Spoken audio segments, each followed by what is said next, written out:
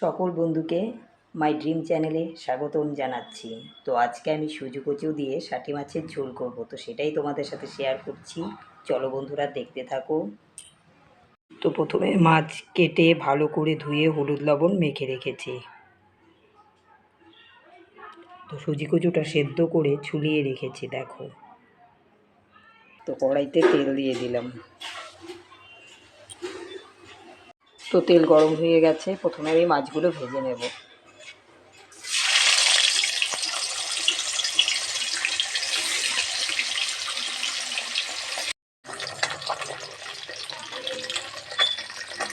দেখো, আমার মাছ ভাজা শেষ। এখন আমি সুজি কচুটা ভেজে নেব।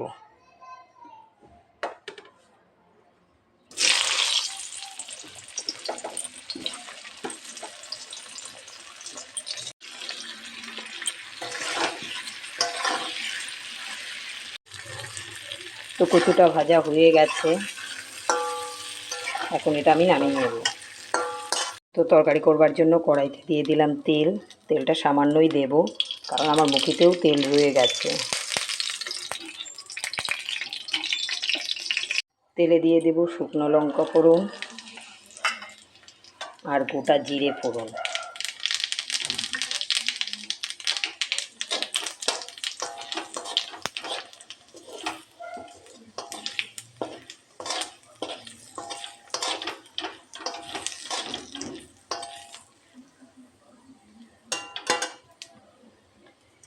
এখন দিয়ে দিব লঙ্কা ও আদা বাটা।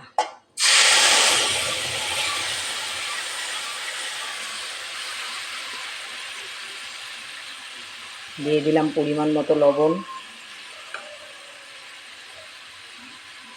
পরিমাণ মতো হলুদ।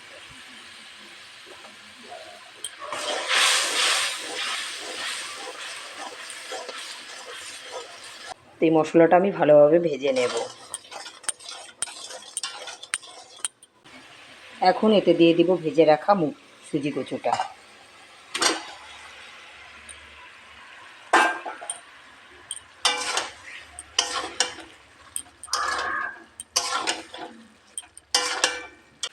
এখন এতে দিয়ে দিব ধনিয়া এবং জিরে বাটা।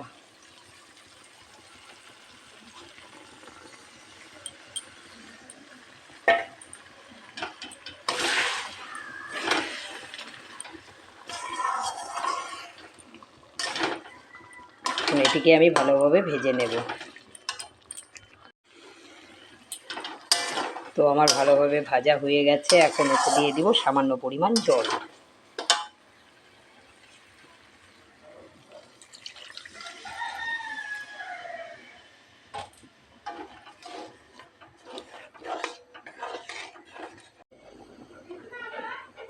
এখন মাছগুলো এতে দিয়ে দেব।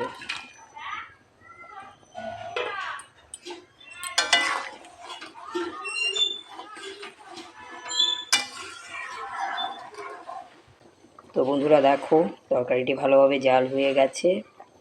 তো আমার তৈরি হয়ে গেল সুজি কচু দিয়ে শাটি মাছের ঝোল। তো এখন এটি আমি নামিয়ে নেব।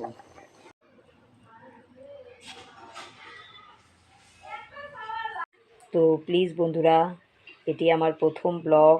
যদি আমার রেসিপিটি তোমাদের ভালো লেগে থাকে তো প্লিজ আমাকে সাবস্ক্রাইব করো, আমার পাশে থেকো। তো টাটা বাই বাই, আজকে এখানেই। আগামী নতুন কোনো ব্লগ নিয়ে আবার তোমাদের সাথে দেখা হবে। তো ভালো থেকো, সুস্থ থেকো।